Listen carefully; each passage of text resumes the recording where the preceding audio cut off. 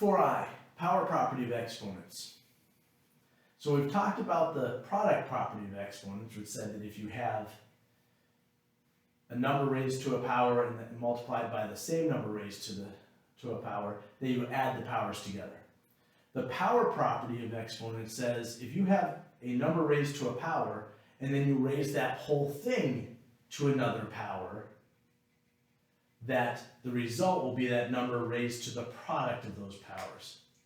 What that means is, if I have a number a, so base a, raised to the m, and then I take that and I raise it to the n, that the result will be a to the m times n, that the powers will multiply. Well, let's look at that. What if I have 5 squared cubed? According to this, that would say the exponent would become 2 times 3, or 6, right? 5 to the 6, because we multiply those two exponents. Well, let's see what that's really doing. If I have 5 squared cubed, that means 5 squared is 5 times 5. Cubed says, take 3 of those and multiply them together. 5 times 5 times 5 times 5. That's what it says. This tells me take 2 5s and multiply them together. This tells me do that 3 times and multiply them together. So now we see that that's 5 times 5 times 5 times 5 times 5 times 5. 1, 2, 3, 4, 5, 6. 5 to the 6th. And that's the power property of exponents. Well, that's pretty straightforward.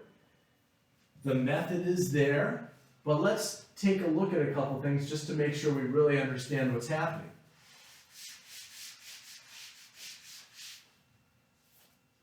Well, first of all, I want to point out that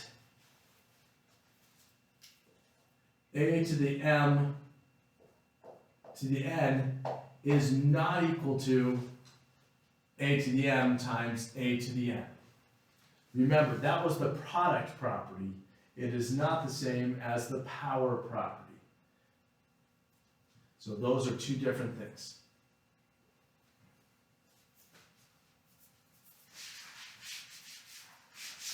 Well, let's put this to use. What if I have 7 cubed raised to the 5th? So 7 to the 3rd raised to the 5th. Well, this tells me that that's going to be 7 to the 3 times 5 is 15.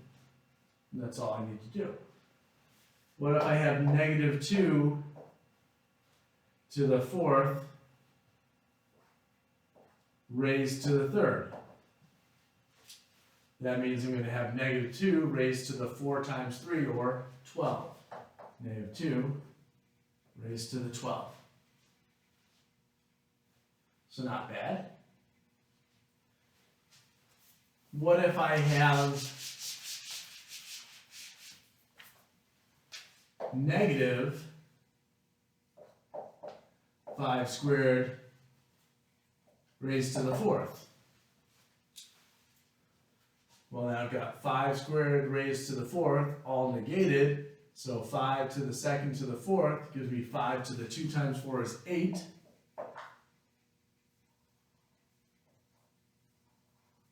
Give myself a little space there so I can put that negative side up front.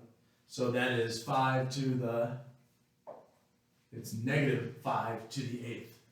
5 to the 2 times 4 is 8.